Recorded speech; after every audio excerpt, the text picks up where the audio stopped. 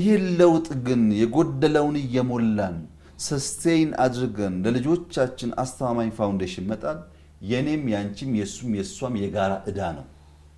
አንዱ ጥያቄ አንዱ መላሽ ሳይሆን የጋራ ዕዳችን ነው። ማድረግ አለብን፣ መጨከን አለብን፣ መድከም አለብን፣ ዋጋ መክፈል አለብን። ለማን? ለልጆቻችን። ሳንደክም የሚመጣ ውጤት የለም።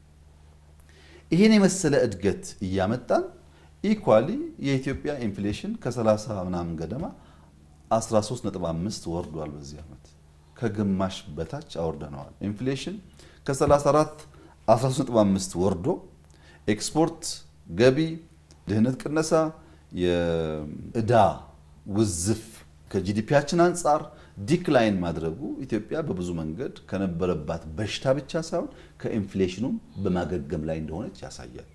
ድና ጨርሳለች ወይ አልጨረሰችም?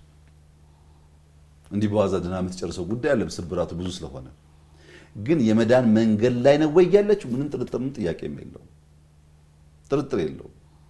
የገነባናቸው፣ የሰራናቸው፣ ያሳካናቸው፣ የጨረስናቸው የልጆቻችን ዕዳ የቀነስንበት ልክ ኢትዮጵያ በማገገም በመዳን ላይ እንዳለች ማንም ሰው አስረጅ ሳይኖር ሊገነዘብ የሚችለው እውነት ነው፣ ሀቅ ነው።